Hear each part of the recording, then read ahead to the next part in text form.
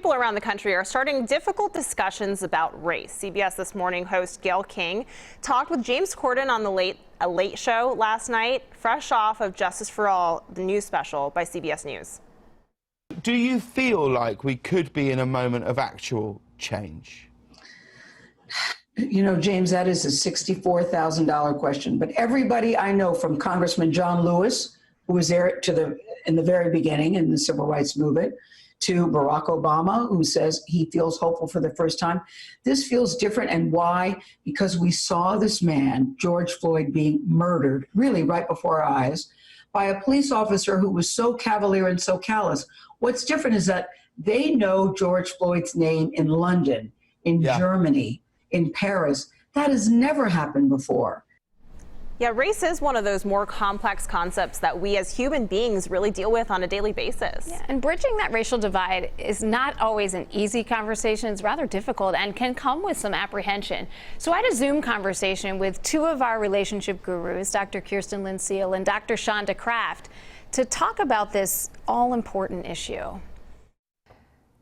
Thank you both so much for joining us. We know that forging relationships across race is difficult, but it is crucial to our society. We point to a New Yorker cartoon, a recent one. It kind of illustrates that point. It's a phone here buzzing as one woman says to another, "Just ignore it. My white friends keep checking in on me because they think racism is new." You know, Shonda, I am just going to go out on a limb here and assume that's kind of what's happening in your world right now. Absolutely. Kirsten sent me that cartoon and I immediately emailed back to her with a lot of like crying smiley face emojis. And I've been commenting to colleagues, like, I'm just trying to be patient with all of my white friends and white colleagues who are very well intentioned. But I have also kind of woke up to racism, like it's something new.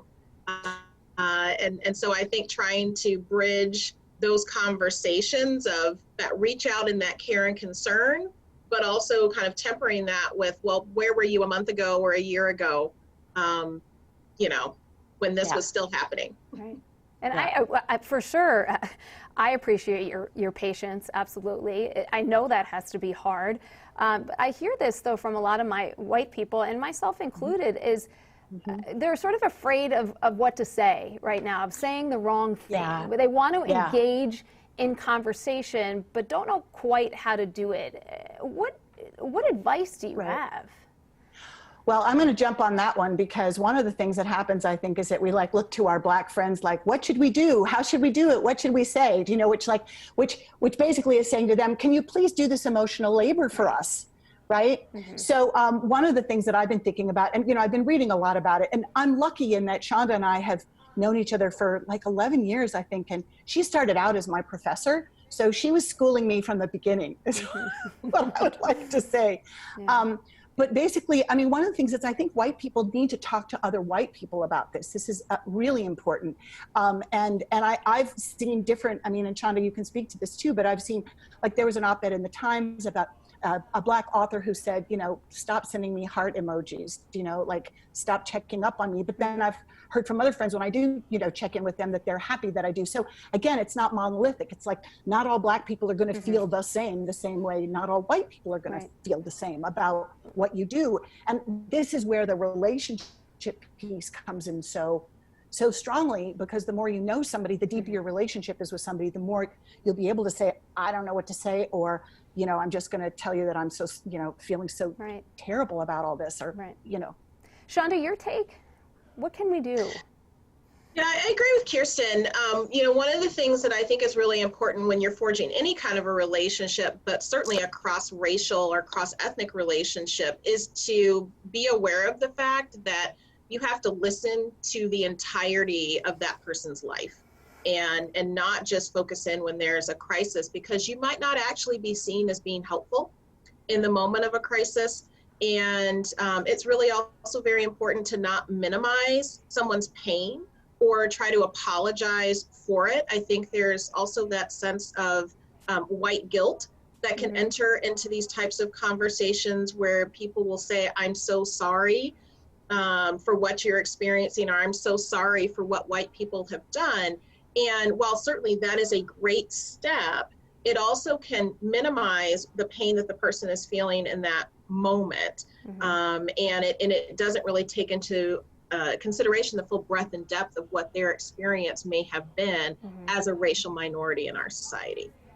So moving forward, what advice do you have for people? I mean, part of it is these relationships, like the ones that you've had for years, is it part of it is building those relationships and being able to listen? And being able to bring up the tough topics, you know, and like if you think about what the body feels having to go through that every day, that is a different experience for white people. And I think that that is hitting a lot of white people much more clearly.